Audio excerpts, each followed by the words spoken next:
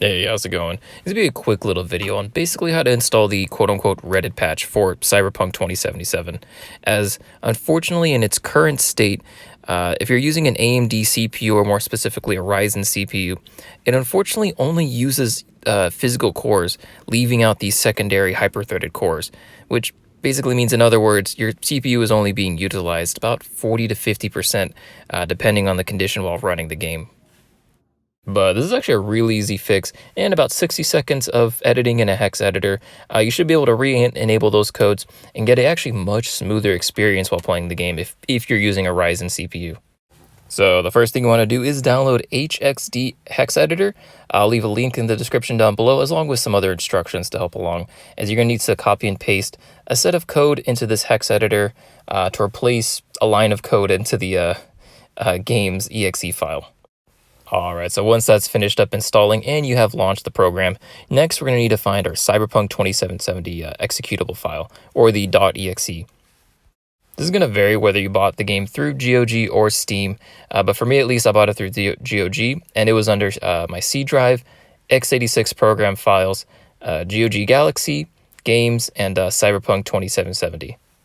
Once we found the .exe file, usually it's labeled launch Cyberpunk or something like that, you're basically just going to want to drag and drop that onto the hex editor program.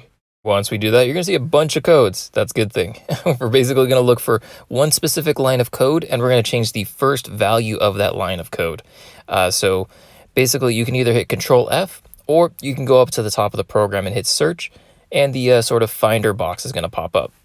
Once this window pops up, we're going to hit the hex value tab, and we're going to copy and paste this line of code that I have down in the description below. Once we got that copied and paste, go ahead and click OK, and it should go ahead and locate that line of code in the game. Once we found the code, we're just basically going to change the first part of it. So we're going to locate and highlight just the 75 of that code and type in EB. So we're going to change 75 to EB. And that's it. Go ahead and click save at the top left corner of the program, and you should have hyperthreading re-enabled now into your game. But does this actually help you with performance in the game, and is it worth all the effort? Well, I ran some benchmarks to find out. The system I'm using to test it out features a Ryzen 5 1600 AF, 16 gigabytes of DDR4 RAM, and a GTX 1080. And at 1080p high settings, I really didn't notice a difference between the two versions, as unfortunately at 1080p, this game is limited GPU bound in this system. And given the percentage difference between the two runs, this really is within the margin of error of me just walking around downtown. And at least at 1080p really does not make a difference between the default version and the hex edited version. But at 720p, look at that, we hit over 90% CPU utilization. Let me go through some of the numbers, but honestly, like, if you are CPU bound or you have a higher end Ryzen CPU, I would definitely recommend doing this, as switching to 720p, there was big differences between the default settings and the hex edited versions.